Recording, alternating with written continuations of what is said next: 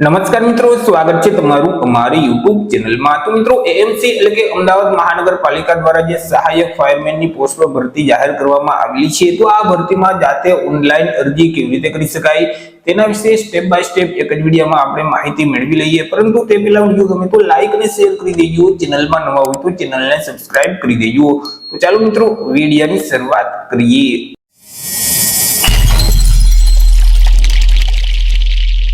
તો સૌથી પહેલા તો મિત્રો, તમારે તમારા મોબાઈલમાંથી અથવા તો લેપટોપ કે પીસીમાંથી કોઈ પણ એક ઇન્ટરનેટ બ્રાઉઝરને ઓપન કરવાનું રહેશે અને ત્યાં સર્ચ બોક્સમાં ટાઈપ કરવાનું રહેશે એએમસી। હવે જેવું તમે એએમસી ટાઈપ કરી તમે તેને સર્ચ કરશો એટલે તમારી સામે આ મુજબની એક સ્ક્રીન છે તે ઓપન થઈ જશે કે જ્યાં અમદાવાદ મહાનગરપાલિકાની ઓફિશિયલ વેબસાઇટ છે તે તમને સૌથી પહેલા જોવા મળશે, ahmedabadcity.gov.in। તો તે વેબસાઇટ ઉપર તમારે ક્લિક કરી દેવાનું રહેશે। વેબસાઇટ ઉપર ક્લિક કરશો એટલે અમદાવાદ મહાનગરપાલિકાની ઓફિશિયલ વેબસાઇટ છે તે ઓપન થઈ જશે। અહીં જે મેનુ આપેલ છે તેમાં તમને પબ્લિક ઇન્ફોર્મેશનનો જે ઓપ્શન જોવા મળે તેના ઉપર તમે ક્લિક કરશો તો સબ મેનુમાં રિક્વાયરમેન્ટનો ઓપ્શન છે તે તમને જોવા મળશે, તેના ઉપર તમારે ક્લિક કરી દેવાનું રહેશે। જેથી કરી મિત્રો, હાલ અત્યારે જેટલી ભરતીમાં અરજી ફોર્મ શરૂ હશે તેનું લિસ્ટ ઓપન થઈ જશે। હાલ મિત્રો, અત્યારે જે સહાયક ફાયરમેન છે તેમાં મિત્રો અરજી ફોર્મ શરૂ છે। આ જે સહાયક ફાયરમેન છે તેનું જો તમે નોટિફિકેશન ડાઉનલોડ કરવા માંગતા હોય તો અહીં જે વ્યૂ ડિટેલનો ઓપ્શન આપેલ છે તેના ઉપર ક્લિક કરશો તો નોટિફિકેશનની પીડીએફ ફાઇલ તમારા ડિવાઇસમાં ડાઉનલોડ થઈ જશે। અરજી ફોર્મ છે તે 30/4/2026 થી શરૂ કરી દેવામાં આવેલા છે અને 15/5/2026 સુધી તમે ઓનલાઈન અરજી ફોર્મ છે તે ભરી શકશો અને અહીં જે પરીક્ષા ફી છે તો તે મિત્રો 18/5/2026 સુધીમાં તમારે ઓનલાઈન ભરવાની રહેશે। હવે મિત્રો, અરજી ફોર્મ ભરવા માટે તેની સામે અહીં બ્લુ કલરમાં એપ્લાય નો ઓપ્શન આપેલ છે તેના ઉપર તમારે ક્લિક કરી દેવાનું રહેશે, જેથી કરી તમને એક અરજી ફોર્મ છે તે આપી દેવામાં આવશે। તે ફોર્મમાં તમામ માહિતી ભરવાની રહેશે। સૌથી પહેલા તો મિત્રો, તમને જે ટાઇટલ લાગુ પડે તે ટાઇટલ અહીંથી તમારે સિલેક્ટ કરી દેવાનું રહેશે। ત્યાર પછી તમારું જે તે નામ હોય તે નામ આ બોક્સમાં તમારે ટાઈપ કરવાનું રહેશે। તમારા પિતા અથવા તો પતિનું નામ અહીં તમારે ટાઈપ કરી દેવાનું રહેશે અને તમારી જે તે સરનેમ છે અટક આ બોક્સમાં ટાઈપ કરવાની રહેશે। તમારા જે તે આધાર કાર્ડના નંબર છે તે નંબર અહીં તમારે ટાઈપ કરી દેવાના રહેશે। ત્યાર પછી તમારું જેન્ડર મેલ ફિમેલ કે અધર અહીંથી તમારે સિલેક્ટ કરી દેવાનું રહેશે। ત્યાર પછી મિત્રો, તમારા જે તે મોબાઈલ નંબર હોય તે નંબર અહીં તમારે ટાઈપ કરી દેવાના રહેશે। તમારું ઈમેલ આઈડી આ બોક્સમાં ટાઈપ કરી તમારી જે તે જન્મ તારીખ હોય તે કેલેન્ડરમાંથી તમારે સિલેક્ટ કરી દેવાની રહેશે। તમારા માતાનું નામ આ બોક્સમાં ટાઈપ કરી દેવાનું રહેશે। તમારી કેટેગરી કઈ છે, કાસ્ટ કઈ છે, જે કેટેગરી હોય તે કેટેગરી અહીંથી તમારે સિલેક્ટ કરી દેવાની રહેશે। મેરિટલ સ્ટેટસ છે તે અહીંથી તમારે સિલેક્ટ કરવાનું રહેશે। ત્યાર પછી તમે શારીરિક રીતે વિકલાંગ વ્યક્તિ છો કે કેમ, જો વિકલાંગ વ્યક્તિ હોય તો યસ નો ઓપ્શન સિલેક્ટ કરી અને વિકલાંગતાની વિગત આપવાની રહેશે। જેમ કે વિકલાંગતાની ટકાવારી છે તે અહીં ટાઈપ કરી દેવાની રહેશે। તમારી પાસે વિકલાંગતાનું જે તે સર્ટિફિકેટ હોય તેમના નંબર અહીં તમારે ટાઈપ કરવાના રહેશે। ત્યાર પછી મિત્રો, જે સર્ટિફિકેટ છે તેની તારીખ કઈ છે, કઈ તારીખે તમને સર્ટિફિકેટ આપવામાં આવેલું છે તેમની તારીખ અહીંથી તમારે સિલેક્ટ કરી દેવાની રહેશે। કયા રાજ્યમાંથી વિકલાંગતાનું સર્ટિફિકેટ આપવામાં આવેલું છે તે રાજ્યનું નામ અહીંથી તમારે સિલેક્ટ કરી દેવાનું રહેશે। વિકલાંગતાનું જે પ્રકાર છે, વિકલાંગતાનો તે પ્રકાર અહીંથી સિલેક્ટ કરી અને તેનું જે સબ કેટેગરી છે, સબ પ્રકાર છે તે અહીંથી સિલેક્ટ કરવાનું રહેશે। પરંતુ તમે શારીરિક રીતે વિકલાંગ વ્યક્તિ નથી તો અહીં તમારે નો સિલેક્ટ જ રાખવાનું રહેશે। તમારું પૂરું જે સરનામું છે, એડ્રેસ છે તે આ બોક્સમાં ટાઈપ કરી અને એરિયાના પિનકોડ નંબર અહીં તમારે ટાઈપ કરી દેવાના રહેશે। ત્યાર પછી તમે જો અનામત વર્ગમાં આવતા હશો તો તમારે કાસ્ટ સર્ટિફિકેટની વિગત છે તે આપવાની રહેશે। જેમ કે કાસ્ટ સર્ટિફિકેટના નંબર છે તે નંબર અહીં ટાઈપ કરી દેવાના રહેશે। તેમની તારીખ છે તે તારીખ કેલેન્ડરમાંથી સિલેક્ટ કરી દેવાની રહેશે। કાસ્ટ સર્ટિફિકેટ કયા રાજ્યમાંથી મેળવેલ છે તે રાજ્યનું નામ અહીંથી તમારે સિલેક્ટ કરવાનું રહેશે અને સર્ટિફિકેટ કોના દ્વારા આપવામાં આવેલું છે તે અધિકારીનો હોદ્દો અહીંથી તમારે સિલેક્ટ કરવાનો રહેશે। જો તમે એસસીબીસી એટલે કે સામાજિક અને શૈક્ષણિક રીતે પછાત વર્ગના ઉમેદવાર છો તો તમારે નોન ક્રિમિનલ સર્ટિફિકેટની વિગત પણ આપવાની રહેશે।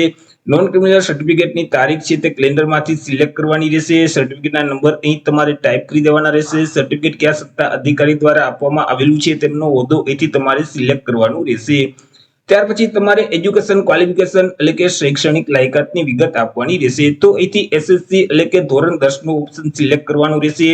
ધોરણ 10 માં જે મેઇન સબ્જેક્ટ હોય, મુખ્ય વિષય હોય તેનું નામ અહીં તમારે ટાઈપ કરી દેવાનું રહેશે। રિઝલ્ટનો પ્રકાર છે તે અહીંથી સિલેક્ટ કરવાનો રહેશે, એટલે કે રિઝલ્ટમાં ગ્રેડ સિસ્ટમ આપેલ છે, સીજીપીએ આપેલ છે કે ટકાવારી આપેલ છે, જે ઓપ્શન લાગુ પડે તે ઓપ્શન તમારે સિલેક્ટ કરી દેવાનું રહેશે। જો રિઝલ્ટમાં ટકાવારી આપેલ હોય તો તમારા જે કુલ માર્ક છે તે કુલ માર્ક આ બોક્સમાં તમારે ટાઈપ કરી દેવાના રહેશે। તેમાંથી તમે કેટલા માર્ક મેળવેલ છે તે મેળવેલ માર્ક અહીં તમારે ટાઈપ કરવાના રહેશે, જેથી કરી ટકાવારી છે તે ઓટોમેટિક આવી જશે। પરંતુ જો ગ્રેડ આપેલ હોય તો મિત્રો, રિઝલ્ટમાં તમને જે ગ્રેડ મળેલ છે તે ગ્રેડ અહીં તમારે ટાઈપ કરી દેવાનું રહેશે। તમારી જે ટકાવારી છે તે ટકાવારી અહીં તમારે ટાઈપ કરી દેવાની રહેશે। પરંતુ મિત્રો જો તમારા રિઝલ્ટમાં સીજીપીએ આપેલ છે તો એ મિત્રો 10 માંથી તમને કેટલો સીજીપીએ મળેલ છે તે સીજીપીએ ની સંખ્યા છે તે અહીં તમારે ટાઈપ કરી અને તમારી જે ટકાવારી છે તે ટકાવારી આ બોક્સમાં તમારે ટાઈપ કરી દેવાની રહેશે। મેળવેલ ક્લાસ છે તે અહીંથી તમારે સિલેક્ટ કરી દેવાનું રહેશે। પાસિંગ યર છે તે આ બોક્સમાં ટાઈપ કરી દેવાનું રહેશે। પાસિંગ મંથ અહીંથી સિલેક્ટ કરી અને બોર્ડનું નામ છે તે આ બોક્સમાં ટાઈપ કરવાનું રહેશે। ટોટલ ટ્રાય નંબર છે તે અહીં તમારે ટાઈપ કરી દેવાના રહેશે। ત્યાર પછી એડના બટન ઉપર ક્લિક કરવાનું રહેશે। જેવું તમે એડના બટન ઉપર ક્લિક કરશો તો ધોરણ 10 ની વિગત છે તે એડ થઈ જશે। ત્યાર પછી ધોરણ 10 પછી આગળ જો તમે ધોરણ 12 ની પરીક્ષા પાસ કરેલું હોય અથવા તો સ્નાતક કે અનુસ્નાતકની પરીક્ષા પાસ કરેલું હોય અથવા તો આઈટીઆઈ છે અથવા ડિપ્લોમા છે અથવા તો મિત્રો કોઈ પણ પ્રકારનો કોર્સ પાસ કરેલ છે અને તમે તેની વિગત આપવા માંગતા હોય તો અહીં જે એડિશનલ ક્વોલિફિકેશન છે તેમાં તમારે તેની વિગત છે તે આપવાની રહેશે। જેમ કે તમે જે કોર્સ અથવા તો જે ડિગ્રી પાસ કરેલ છે તેનું નામ અહીં તમારે ટાઈપ કરી દેવાનું રહેશે। ત્યાર પછી યુનિવર્સિટી અથવા તો બોર્ડ કે સંસ્થાનું નામ આ બોક્સમાં ટાઈપ કરી રિઝલ્ટનો જે પ્રકાર છે તે પ્રકાર અહીંથી તમારે સિલેક્ટ કરી દેવાનું રહેશે। કુલ માર્ક આ બોક્સમાં ટાઈપ કરી તેમાંથી તમે કેટલા માર્ક મેળવેલ છે તે મેળવેલ માર્ક અહીં ટાઈપ કરી દેવાના રહેશે, જેથી કરી ટકાવારી ઓટોમેટિક આવી જશે। મેળવેલ ક્લાસ છે તે અહીંથી તમારે સિલેક્ટ કરી દેવાનું રહેશે। પાસિંગ યર આ બોક્સમાં ટાઈપ કરી પાસિંગ મંથ અહીંથી તમારે સિલેક્ટ કરી દેવાનું રહેશે અને એડના બટન ઉપર ક્લિક કરી દેવાનું રહેશે, જેથી કરી જે વધારાની શૈક્ષણિક લાયકાત છે તે એડ થઈ જશે। જો તમારી પાસે એક કરતા વધારે શૈક્ષણિક લાયકાત હોય એટલે કે જે વધારાની શૈક્ષણિક લાયકાત છે તે એક કરતા વધારે હોય, જેમ કે તમે ધોરણ 12 પાસ પણ કરેલ છે, સ્નાતક પણ કરેલ છે, અનુસ્નાતક પણ કરેલ છે, તો આવી રીતે એડિશનલ જે ક્વોલિફિકેશન છે તેમાં એક એક કરી તમામની વિગત છે તે એડ કરી દેવાની રહેશે। ત્યાર પછી નીચે તમારે ભાષાની માહિતી આપવાની રહેશે। અહીં તમને 3 લેંગ્વેજ જોવા મળશે, ગુજરાતી, હિન્દી અને ઇંગ્લિશ। તેની સામે જે ચેકબોક્સ છે તેમાં તમારે ટિક કરી દેવાનું રહેશે। ત્યાર પછી તેમનું જે લેવલ છે તે લેવલ અહીંથી તમારે સિલેક્ટ કરી દેવાનું રહેશે। જેમ કે મિત્રો અહીં રીડ એટલે કે તમે તે લેંગ્વેજને કેટલા લેવલમાં વાંચી શકો છો, જેમ કે લો, મીડિયમ કે હાઈ, તમે જે લેવલમાં વાંચી શકતા હોય તે લેવલ અહીંથી તમારે સિલેક્ટ કરી દેવાનું રહેશે। એવી રીતે તમે તે લેંગ્વેજને કેટલા લેવલમાં લખી શકો છો તેનું લેવલ અહીંથી તમારે સિલેક્ટ કરી દેવાનું રહેશે। કેટલા લેવલમાં તમે બોલી શકો છો તે લેવલ અહીંથી તમારે સિલેક્ટ કરવાનું રહેશે, લો, મીડિયમ કે હાઈ। ત્યાર પછી જો તમારી પાસે કોઈ પણ પ્રકારના કામનો અનુભવ છે અને તમે તેની વિગત આપવા માંગતા હોય તો આપી શકો છો, પરંતુ તે ફરજિયાત નથી, તમે તેને સ્કીપ પણ કરી શકો છો। જેમ કે મિત્રો તમે જે કંપનીની વિગત આપવા માંગો છો તે કંપનીમાં હાલ જો તમે કામ કરતા હોય તો અહીં જે કરંટનો ઓપ્શન આપેલ છે તેને સિલેક્ટ કરવાનો રહેશે, પરંતુ તે કંપની તમે છોડી દીધેલ છે તો અહીં જે પ્રીવિયસનો ઓપ્શન આપેલ છે તેને તમારે સિલેક્ટ રાખવાનું રહેશે। ત્યાર પછી જોબનો પ્રકાર અહીંથી સિલેક્ટ કરવાનું રહેશે, પરમનન્ટ એટલે કે કાયમી હતી, ફિક્સ છે કે કોન્ટ્રાક્ટ બેઝ પર છે, જે પ્રકાર હોય તે પ્રકાર અહીંથી તમારે સિલેક્ટ કરી દેવાનું રહેશે। જે સંસ્થામાં તમે કામ કરતા હતા, જે કંપનીમાં તમે કામ કરતા હતા તેનું નામ અહીં તમારે ટાઈપ કરી દેવાનું રહેશે। ત્યાર પછી મિત્રો તે કંપની પ્રાઇવેટ છે, ગવર્મેન્ટ છે કે પબ્લિક સેક્ટર છે, જે ઓપ્શન લાગુ પડે તે ઓપ્શન અહીંથી તમારે સિલેક્ટ કરી દેવાનું રહેશે અને કંપનીનું જે સરનામું છે તે આ બોક્સમાં તમારે ટાઈપ કરી દેવાનું રહેશે। ત્યાર પછી તમારી જે જોઈનિંગ તારીખ છે તે જોઈનિંગ તારીખ અહીંથી કેલેન્ડરમાંથી સિલેક્ટ કરી દેવાની રહેશે। જોઈનિંગ વખતે તમારું ત્યાં જે તે હોદ્દો હોય તે હોદ્દો અહીં તમારે ટાઈપ કરવાનું રહેશે। ત્યાર પછી તમારી જે ડિસ્ચાર્જ તારીખ છે તે અહીંથી તમારે સિલેક્ટ કરી દેવાની રહેશે। જ્યારે તમે કંપની છોડી ત્યારે તમારો જે તે હોદ્દો હોય તે હોદ્દો અહીં તમારે ટાઈપ કરવાનો રહેશે। જેવી તમે બંને તારીખ ટાઈપ કરી દેશો એટલે તમારી પાસે કેટલા વર્ષનો અનુભવ છે તે વર્ષ, મંથ અને દિવસ અહીં ઓટોમેટિક આવી જશે। ત્યાર પછી મિત્રો તમારી ત્યાં જે તે જોબ પ્રોફાઇલ હોય તેના વિશે અહીં તમારે લખી દેવાનું રહેશે। જો રિમાર્કમાં કોઈ પણ તમે લખવા માંગતા હોય તો તમે અહીં લખી શકો છો, પરંતુ તે ફરજિયાત નથી। ત્યાર પછી અહીં જે એડ એક્સપિરિયન્સનો ઓપ્શન આપેલ છે તેના ઉપર તમારે ક્લિક કરી દેવાનું રહેશે, જેથી કરી અનુભવની વિગત એડ થઈ જશે।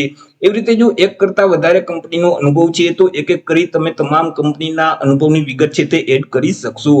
નીચે તમને એક ડિક્લેરેશન જોવા મળશે, તેને વાંચી એક્સેપ્ટ કરવા માટે જે ચેકબોક્સ છે તેમાં તમારે ટિક કરી દેવાનું રહેશે। ત્યાર પછી સેવ ડિટેલનો ઓપ્શન આપેલ છે તેના ઉપર તમારે ક્લિક કરવાનું રહેશે। જેવું તમે સેવ ડિટેલના બટન ઉપર ક્લિક કરશો એટલે તમારી જે વિગત છે તે સેવ થઈ જશે। નીચે તમારે ડોક્યુમેન્ટ છે તે અપલોડ કરવાના રહેશે।